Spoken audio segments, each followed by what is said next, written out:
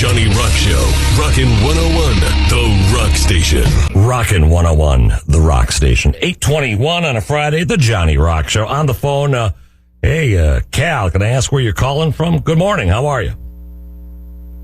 Hey, good morning, John. Yeah, I'm in New York City. Oh, New York. Hey, my son is in New York right now. His first time there. Oh, nice. Vacation or is he? Vacation. He's visiting? Yeah, if you see a 12-year-old boy awesome. that looks like me, to say hi. Well, welcome to the Johnny Rock Show. Kal Penn, been a fan for a long time. I'm not just saying that. You've done amazing work. How old were you when the first Thanks, man. Harold and Kumar movie came out? How old were you? Oh, man. How old was I? That's a good question. Probably 26? Yeah. Yeah, I would say it was about 26, 27. Yeah, that was, and I got to say, whenever people mention those movies, everybody forgets that they tanked at the box office when they first came out. And it was like the fans found it on DVD and they found it on HBO and they bought it for each other and had watch parties. And it was just such a cool story because we were so bummed out when those box office numbers weren't great. And then it just bounced back. Not because of anything Hollywood did, but because of the fans, which is why anytime anybody asks about those movies, I just have so much love for the people that supported us. So thanks for asking about it. Yeah, I was only like 26 or 27. Yeah, very funny. And, I wouldn't say my 12-year-old's going to watch them, but no, they're for just about everybody. Yeah. That's great. Your new book, You Can't Be Serious. You're a busy guy. A new book, new movie, Hot Mess Holiday, a new pilot for FX. Belated, where do you want to start? I mean, good Lord. Oh, man. Well, thank you. I appreciate it. I mean, it's funny, the book that just came out, and since this is radio, I should also say I do narrate the audiobook myself, which was really important to me because so many of these stories are funny and ridiculous. And as any writer knows or any fan of even stand-up comedy is like, two people can tell the same joke, but it has to be the right intonation if it's your own words. But it took me like 4.5 years to write this thing because the story is basically, I wanted to write a book for like the 20-year-old version of me, so the kid who was trying to figure his life out. But also, I wanted to write it for anybody out there who's ever had multiple passions in life, which turns out to be most of us. So, you might be doing one thing career-wise, but you love this other thing also. And it used to be that you had to pick one. And nowadays, I think people are pretty accepting that you can do multiple things and explore multiple passions in your life. And so I thought maybe there is a story for me to tell, going from stoner movies to working in public service, then going back to acting. And so putting the book together was a lot of fun. It took 4.5 years, A, because I'm a slow writer and reader. And then B, for I would say the last 8 months, it was all fact-checking. Because one of the things that infuriates me is when people tell very personal, very intimate stories that then later you find out on Twitter, like that person embellished that or that never really happened. So it was for a comedy book to spend 8 months fact-checking. I was told afterwards, oh, nobody does that. I was like, okay, well, you guys could have told me that before. But it was a lot of fun. I'm really excited that the book is out there, and I hope people enjoy listening to it and reading it. Yeah, and Hot Mess Holiday. You're the master of Christmas films. You've already done Harold and Kumar Christmas, along with Doogie Howser. He was brilliant in that, by the way. Well, that's another interview, but I wanted to know how you get Doogie Howser to be the druggie, of all people. Neil Patrick Harris was awesome, and I think it was the writers, John Hurwitz and Hayden Schlossberg, who created the Harold and Kumar franchise. They basically asked him, I think the story goes that his agents said no on his behalf. And then they went to go see a play that he was doing and handed him the script personally. And he's obviously got a great sense of humor. And he was like, "Oh, this is awesome! I can't wait to play this part." But Hot Mess Holiday, I'm glad you brought that up. That comes out December 11th on Comedy Central, and it's a holiday movie with obviously, it's during the Christmas season, so it's Christmas themed. But it also follows the holiday of Diwali, which symbolizes light over darkness. But both holidays are really the backdrop for a diamond heist. So these two women, Serena Jindal and Melanie Chandra, they remind me a lot of like a combination of the movie Bridesmaids and a little bit of Tiffany Haddish vibes. Mm-hmm. So it's just so funny, and I'm so glad that it's airing in, I guess, next week. Yeah, week after next.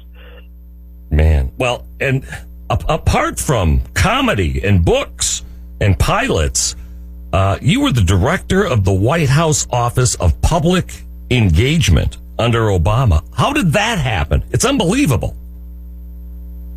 It was it's a quintessentially American dream story, I have to say. And I didn't know this before volunteering. I had signed up early to volunteer for the Obama campaign. Obviously, a lot of people can and should volunteer for the candidates of their choice, whatever people's political leanings are. And I remember coming to St. Cloud actually and doing some campaign stops. And after about a year and a half of volunteering like this, nobody thought that nobody thought that Obama was going to win.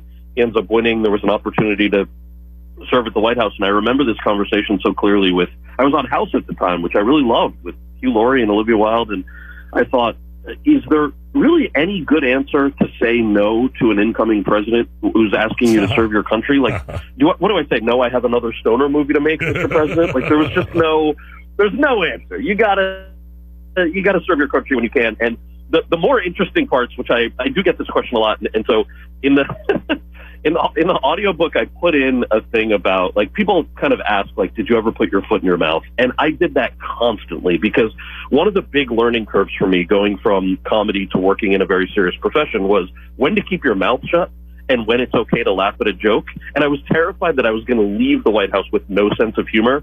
But there were times when I think this is an okay story to tell on radio. I'll use acronyms. So everything in government is acronyms, right? And I remember getting a memo one day. There were like 100 people on this email chain. And the memo said, Cal, we need you to know some talking points about a terror group called the Moro Islamic Liberation Front.